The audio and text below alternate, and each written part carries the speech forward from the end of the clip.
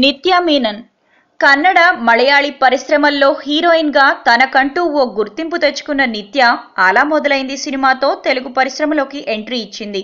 తన dialogue delivery, సహజమైన నటనతో మొదటి సినిమాతోనే తెలుగువారి మనసు దోచుకుంది నిత్య.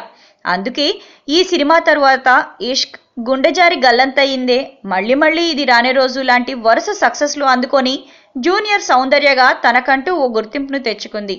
ఒకప్పుడు తన నటనతో దక్షిణాదిని ఒక ఊపు ఊపిన సౌందర్య తన సినీ జీవితంలో అవసరానికి మించి ఎప్పుడూ ఎక్కడా ఎక్స్పోజ్ చేయలేదు. ఆమె తరువాత వచ్చిన నిత్య కూడా కేవలం సాంప్రదాయమైన దుస్తుల్లోనే కనిపిస్తూ తన నటనతో స్వర్గీయ సౌందర్య గారిని గుర్తు చేసింది.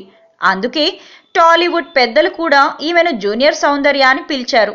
ఈ మధ్య టాలీవుడ్లో కొంత గ్యాప్ తీసుకున్న నిత్య మీనన్ ప్రస్తుతం తమిళ పరిశ్రమలో బిజీ అయిపోయింది.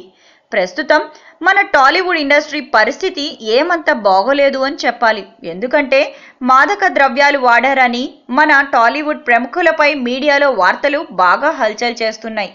దాంతో ఇతర ఇండస్ట్రీ జనాలు మన హీరోయిన్లు, హీరోలు, మన దర్శకుల పనితీరు మీద, అలాగే ఇక్కడున్న మేల్ డామినేషన్, కాస్టింగ్ కౌచ్ పట్ల చాలా రకాలుగా మాట్లాడుతున్నారు.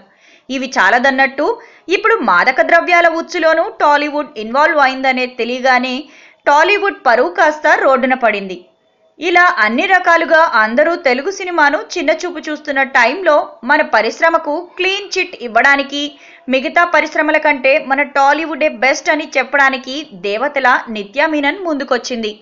దక్షిణాదిలో అన్ని భాషల చిత్రాల్లోనూ నటించిన నిత్య మీనన్ కొత్త వారిని ఎంకరేజ్ చేయడంలో, అలాగే ఆడవాళ్లని మర్యాదగా చూసుకోవడంలో తెలుగు సినిమా బెస్ట్ అని సర్టిఫై చేసింది.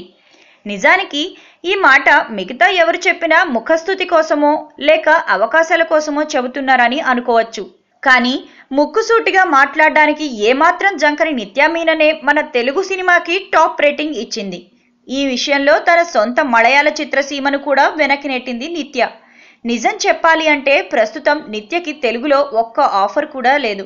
ఆమె కూడా ట్రై చేయడం లేదు. కాబట్టి ఇప్పుడు ఆమె ఇలాంటి స్టేట్మెంట్ ఇవ్వాల్సిన అవసరం కూడా లేదు. కానీ ఇచ్చేసింది.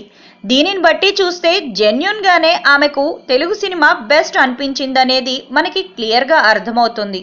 ఇంత గొప్ప చరిత్ర ఉన్న మన తెలుగు పరిశ్రమకు కొందరు ట్రెండ్ అని చెప్పి లేనిపోని మచ్చను తీసుకొస్తున్నారు. మీకు ఈ వీడియో నచ్చితే ఒక లైక్ కొట్టండి, మీ ఫ్రెండ్స్కు షేర్ చేయండి. ఇలాంటి మరిన్ని అప్డేట్స్ తెలుసుకోవాలంటే మా యూట్యూబ్ ఛానల్ని సబ్స్క్రైబ్ చేయండి. Thank you for watching.